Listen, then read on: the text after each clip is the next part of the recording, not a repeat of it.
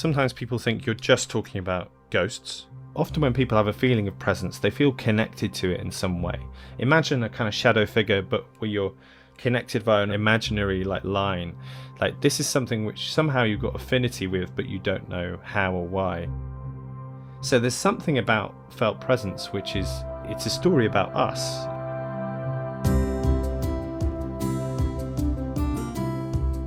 From the offices of the Weill Cornell Medicine Brain and Spine Center in New York City, this is Your Brain with Dr. Phil Steig.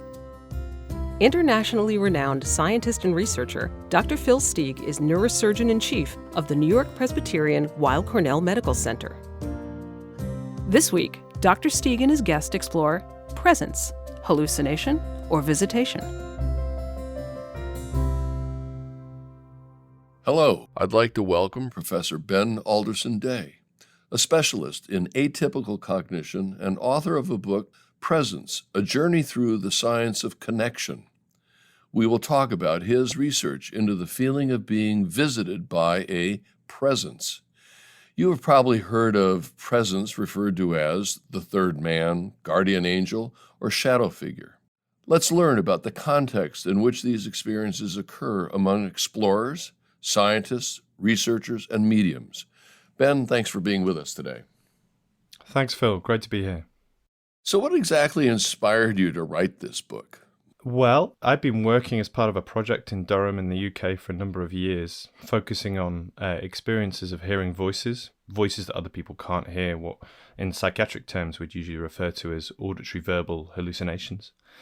And one of the things that kept coming up in our project again and again when we spoke to people with these experiences was an uncanny feeling, a feeling that they knew the voices were there even when they weren't speaking. They could feel it. They were just there. They didn't need to speak. And what they were describing was actually something which is more commonly known as felt presence or sensed presence. And for me, it was both a puzzle and a challenge. I didn't quite know how to get my head around it, how to understand it. Can you tell me what it's like to really experience a presence? When they occur, quite often people will describe a feeling like somebody's too close. As if somebody's whispering in your ear, as if you get a kind of the hairs rising up the back of your neck. Sometimes people describe tingling or a kind of goosebumps feeling. Not always, but if they do describe these kind of bodily or tactile sensations, it is that sort of kind of, it's just on the edges, just on your skin, kind of very subtle feeling. Sometimes a bit of a gut feeling as well, actually. There's a sense in which this is a pretty visceral experience. And that's important too, because sometimes people think that this is just about believing that something's there, that it's just a kind of, you're mistaken, you think somebody's in the room, but they're not. When you talk to people about this, particularly if it's persistent, it's something that they really feel in their bones. Can you give me some idea about how common this is? Is it 1 in 10 people? Is it 1 in a million? That's a very tricky question to answer. Clinically, we're only just starting to assess for this. There are some estimates. So, for example, in Parkinson's, some studies reported up to 50% of samples of people with Parkinson's are reporting these kind of presence phenomena. Presences occur, like I say, around the boundaries of sleep.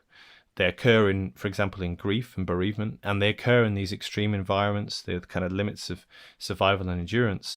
So through many different routes, they could potentially be occurring to a lot of people. Hearing a voice, for example, we often say something like 5 to 15% of adults have had that experience before. I doubt the presence would be as high as that, but it could be somewhere between 2 and 5%, for example. I wouldn't want to speculate further. So what I noticed in reading through the book is it seemed that the examples that you give seem to occur in a lot of individuals that were maximally stressed with nutritional deprivation, extreme weather, just every challenge that one can imagine that in my mind would make me think that, yeah, it's stressing the brain. Well, it's definitely one part of the story, and you're absolutely right that many of the most famous examples, famous stories of presence occur in really extreme environments when the body is put under the most stress. Indeed, you're highly liable to have a range of hallucinatory experiences occur when the brain isn't functioning in a way it needs to. If it's deprived of oxygen, if it's deprived of water, then you see some pretty unusual things happening. But the challenge with something like presence is really trying to explain what even is happening in that moment, because at the heart of presence is a paradox. People are saying that they can sense another, but they don't actually report any sensory cues. They're not talking about hearing a person. They're not talking about seeing a person. They just feel it. Somebody's close by. And the challenge there is to explain that paradox and to think, well, what are the minimal conditions under which we feel like another is present? In your book, you refer to Shackleton's trip in the Antarctic and the presence that they experienced. Can you please describe that to me? This was something that happened at the end of the Imperial Transantarctic expedition that set out in 1914, and it was led by the British expeditioner Ernest Shackleton. Now, the expedition went wrong because their boat, the Endurance, got stuck in the ice in the Weddell Sea and led to many months of the whole crew being stuck on the ice and then needing to abandon their ship and make a trek back on lifeboats back to safety. The final part of this odyssey essentially culminated on the Isle of South Georgia, where Shackleton and two of his crewmates had to make their way on foot across the interior of South Georgia, which is a highly mountainous terrain. And they didn't have any equipment or anything like that. They basically had an axe and some rope, and that was about it. But the whole crew depended on them making this journey to get to the other side of Ireland where there was a whaling station to save everybody's lives. It took them 36 hours, these three men. They marched through the night and eventually they made it. Just after they made it, a huge storm rolled in, and had they taken, 1-2 hours longer, they would have died, and probably the whole crew would have died as well.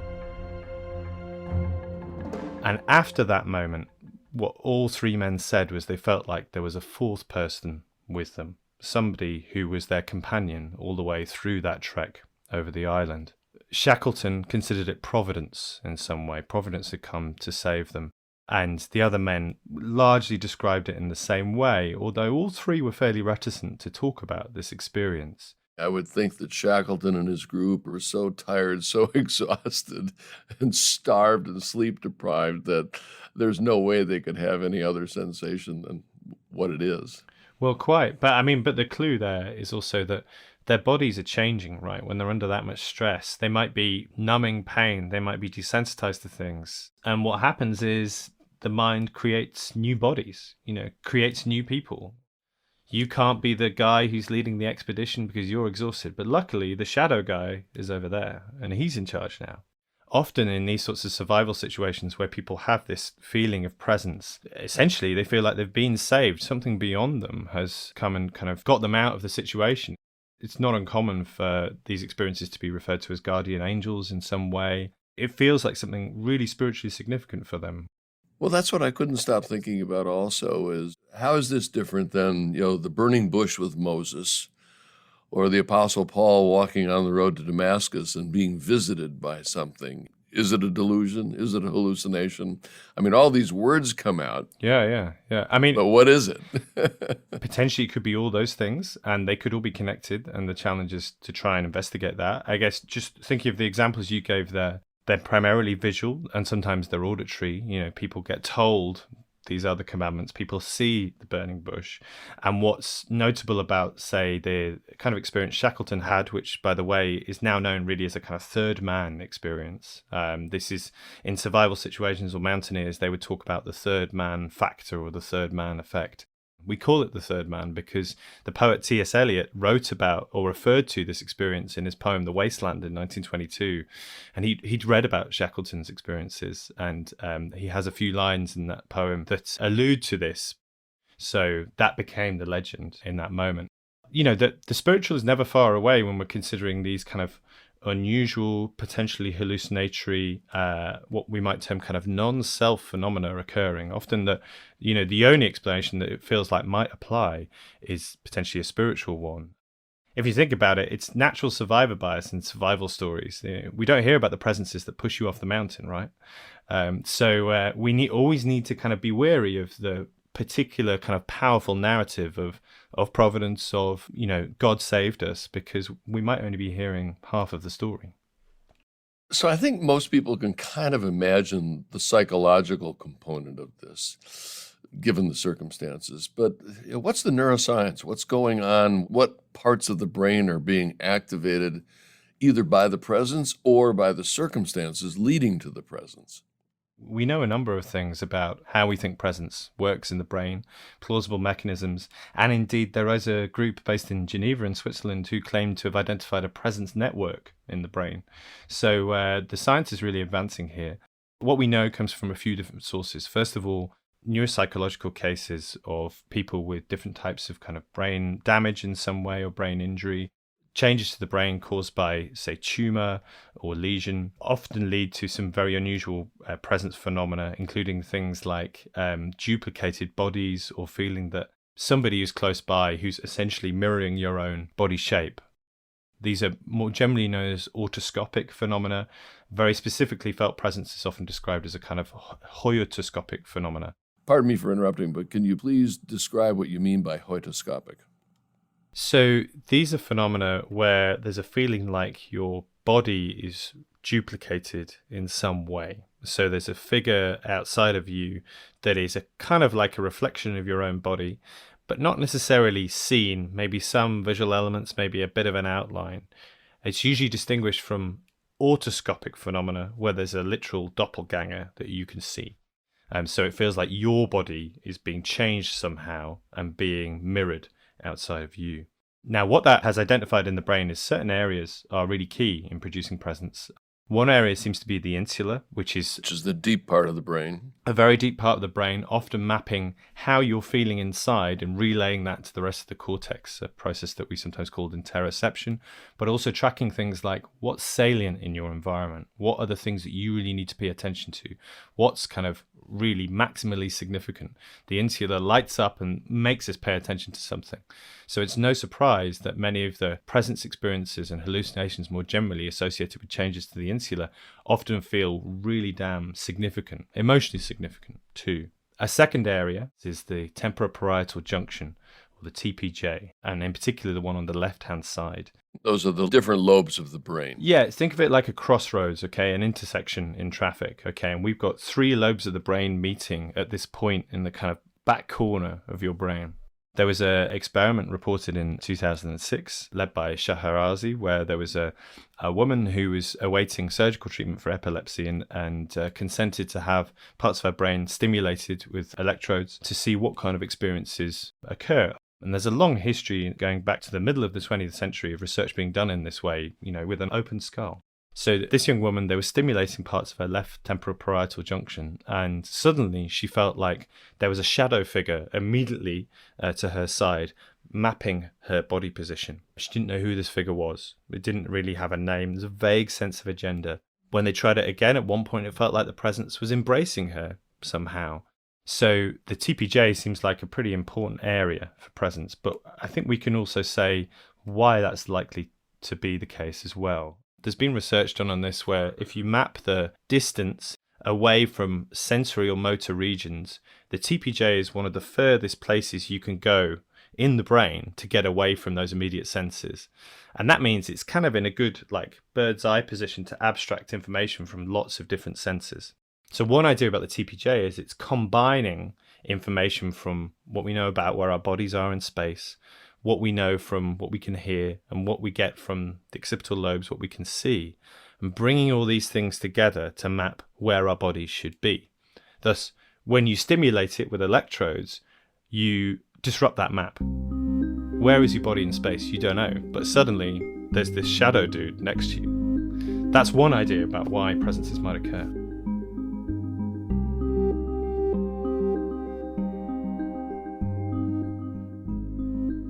Most appearances of a presence are spontaneous and unexpected, but there is a growing community of people who welcome these apparitions and teach each other how to will them into being. Some scientists are even willing to concede that not all apparitions are hallucinations, and not all voices heard inside your head are signs of mental illness. Welcome to the world of Topamancy. Yes, I'm looking for my friend Harvey. I turned my back for an instant, and he seems to have wandered off. Oh, but how will I recognize your friend? Oh, you can't miss him, Mrs. Chumley. He's a puka. But Harvey's not only a puka, he's also my best friend. The charming character Elwood P. Dowd, as played by Jimmy Stewart in the 1950 film Harvey, might today be considered an early example of a Topamancer, someone who can create a tulpa, a separate entity, who lives entirely inside his mind. Like Elwood's friend Harvey, an imaginary 6-foot-tall rabbit, tulpas can take on fanciful shapes, but always have distinctly human personalities. But are they signs of mental illness or something else entirely? The practice of Topamancy originated in ancient Tibetan Buddhism. Monks would create tulpas through imagination and meditation to overcome unwanted phobias and desires. If a monk had a fear of spiders, his tulpa could approach a spider first to demonstrate how pointless the fear was. Topamancy blossomed in the age of the internet, spread by a community who took their inspiration from a very unlikely source. My little pony, my little pony,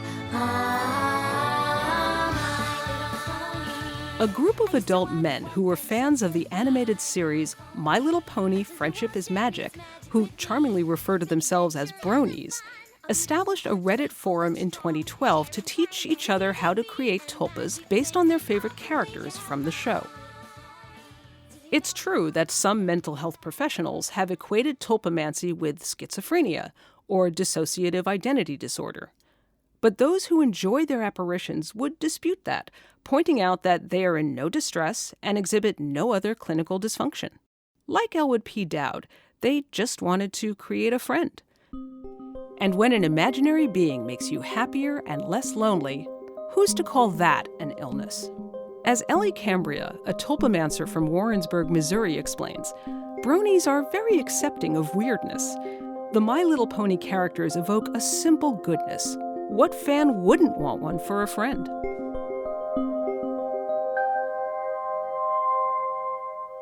Could you tell me how presence is similar or different from a near-death experience and out-of-body experience? So they're probably related. If you do things like stimulate or look at lesions to the right TPJ, you get things like out-of-body experiences. You get feelings like you're not in your own body. So there's a sense in which where we can disrupt or interfere with a network, which again is responsible for mapping the body in space, but the position of the self in some way is very different. And what the kind of experiences you're describing, particularly near-death experiences, classically people would feel like they're above their body, they're outside their body, and they're looking back down. So we think it's related. It's probably part of the same family of phenomena that depend on essentially body maps in some way. But this is subtly different. Really felt presence is very distinctly about an other is here. I'm recognizing this other agent in our space. I can understand an individual that has a spiritual sense of presence, and they feel positive about that. But other individuals that might see ghosts, how does that affect them and their willingness to talk about it? You know, my God, I saw a ghost. People are thinking they're going to think I'm nuts. Yeah. The people who I've met before who might describe experiences like that, two different kinds. One, for example, are people who regularly have problems with their own sleep. And might have experienced sleep paralysis, which is the phenomenon where you wake up and you suddenly realize you can't move your own body. It's actually a very common phenomenon, thought to affect up to a kind of 1 in 6 adults. Often people in that instant have a strong feeling of a malevolent force in the room, a feeling of presence, but one that really means ill for them. And friends of mine, for example, who've had this experience, think it's ghost-like, have actually gone to then talk to their parents and gone, okay, I didn't think this thing was real, but I need to talk to you about ghosts. And they feel embarrassed that this thing has happened to them because they don't have a means of explaining what's happened. The other kinds of people I've met and spoken to are people who actually end up, say, working as mediums, psychics, end up in spiritualist churches. But when you talk to them about their early experiences as a child, they have tons of these experiences of kind of ghosts or other unusual things that other people don't see or hear or feel. And they don't really have a framework for a number of years to explain what's happening to them. And they kind of end up doing this thing of, working in a particular way or working with spirits, for want of a better word, because that was the way they always experienced the universe. And then you cite examples of individuals whose lives have been saved or changed by a presence. And, I'd like you to go through the example of George at the World Trade Center. And George, heard his mother, told him he was living right next to the World Trade Center, and he heard a voice from his mother to get out of there. He did. The next moment. He did, yeah. So George had that experience, and he wasn't the only person who'd had that experience on that day when the World Trade Center came down. You do get these sort of on-the-brink moments that seem to be accompanied by a feeling of presence. And sometimes the presence will talk, but sometimes it doesn't even need to talk. It's just this kind of feeling that you've got to move now and somebody's here to kind of make you move. That feeling of something beyond them that's kind of stepped in is so important. People kind of cherish those experiences. These experiences can be really transformative for some people when they occur. You're a psychologist, so I want to offer some advice to people listening to this.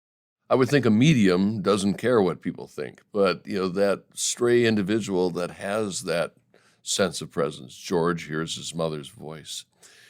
I would think that they have a compelling urge to talk about it or to share that. Where do they go so that people don't think, oh, he's just, he had a bad moment or he's crazy or whatever? How do you approach that clinically?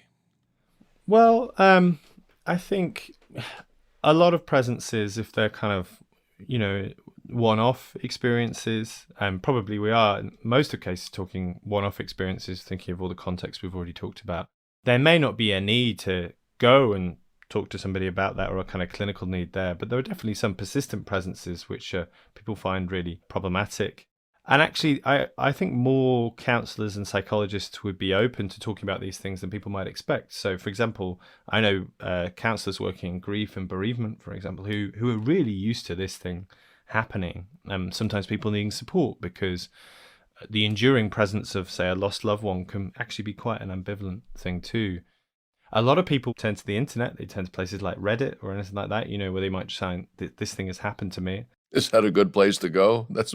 Or is that more misinformation? Well, it depends. If it's a matter of just sharing something, say, has anybody else had this experience? Then sometimes that's enough. But I've spoken to people with psychosis, for example, who are used to talking about their voices, and they're used to talking about kind of pretty unusual beliefs, what some people might call delusions. But sometimes it's the presence that they hold back because they think, that's the really weird stuff. I'm not going to tell people about that because I don't even know how to describe it myself. So I suspect quite a few people might even be at that stage, if they've had this experience, but they've just got no frame of reference for, what is it? How is it possible? If we can answer that for them a bit, then actually it might make it easier to even start that conversation with somebody that they feel like they could talk to. What are some of the common misconceptions about presence that just irritate you to no end? Well, sometimes people think you're just talking about ghosts. Yeah. That's not to say they aren't relevant, but it was really striking to me how many people don't necessarily describe things as ghost-like per se. Part of that is often when people have a feeling of presence, they feel connected to it in some way. Imagine a kind of shadow figure, but where you're connected via an umbilical cord or kind of like imaginary like line. Like this is something which somehow you've got affinity with, but you don't know how or why. That's something that comes up again and again. But for a ghost, if we walk into a particular room or a haunted house, the connection is between the experience and the place, but it's not necessarily us. So there's something about felt presence, which is, it's a story about us as much as it is about, an unusual place or a kind of a phantom figure that's got nothing to do with us, really. You talked about the use of virtual reality to treat psychosis. Is the virtual reality that you're employing, is that a sense of a presence and then that's used to treat the psychosis? I didn't quite understand it. Sure. To clarify, in virtual reality, presence is a concept on its own. And it's really about, do you feel present in a particular virtual environment? Do you feel like you're in something convincing? You're actually in a world as opposed to here I am sat in a bedroom with a headset on. But the reason I write about it in the book is that it's vitally important to finding new ways to support people who find their experiences distressing, whether it's voices, whether it's presences, because they're in and encountering a world which is very different from our own. It's very hard to bring a voice into the room. It's very hard to invoke a presence that you could then work with. So computer-based and VR-based techniques allow a therapist, for example, to support somebody working through a situation which is closer to the kinds of reality they are experiencing on a day-to-day level, if that makes sense. In a way, you can bring a presence into the room with VR. You can make a voice manifest, which is otherwise, only ever heard in somebody's head. The Avatar project, which I talk about in the book, is doing exactly that. It's trying to essentially use computer-based techniques for people to, if they hear distressing voices, model what their voice sounds like, what they think it looks like, rate whether it feels like it's present or not. And then the therapist essentially ventriloquizes that voice through a computer setup. And that's all about supporting people who are distressed by voices, for kind of usually 20 years at a time, supporting them to engage with the voice and move on to another place, essentially, where they can manage their experiences a bit better and try and make the underlying experience less distressing. So we've just taken this all too brief tour through your book, Presence, the Strange Science and True Stories of the Unseen Other. In your final comment, what is your hope that this book will change in our perception of presence and in psychology? I hope that a book like Presence makes it easier for people to talk about experiences that they found really unusual, that they felt that they couldn't describe, and they felt like maybe only ever happened to them. We know across a whole range of mental health conditions that if you have something happen to you that you feel like you can't tell people and you can't explain, then usually bad stuff follows, right? And I think that's particularly true for what we might term hallucinatory phenomena, kind of unusual perceptions and sensations. Not all presence is distressing and not all are part of kind of what we might term mental health conditions, but if it would allow people to talk about these things more, or just maybe even be relieved that there are explanations, they're not the only person, and actually presences are all around us, then hopefully the book will have done its job. Well, I think that you've said it multiple times throughout the conversation about the continuum of mental health, or the spectrum of it. And there are innumerable individuals that might have these visitations, presences, but they're leading completely normal lives. And it would be hopeful that we could talk about them in a much more open environment. That's right. Dr. Ben Alderson-Day, I have the greatest appreciation for you spending time with us, describing presence in our overall mental health, and in particular how the sense of presence and virtual reality mechanisms may be beneficial in the treatment of psychosis. It's been a great time talking with you. Thank you so much. Well, thank you. It's been a pleasure. This is Your Brain with Dr. Phil Steig is produced for the Weill Cornell Brain and Spine Center by the Really Interesting Picture Company. The episode producers are Hildy Rubin and Liz Witham. The series is directed and edited by Tom Veltri, with music by Lenny Williams. The announcer is Mindy Weisberger. Sign up for our newsletter and get access to special episode-related bonus content at thisisyourbrain.com, and follow us on Facebook at This Is Your Brain.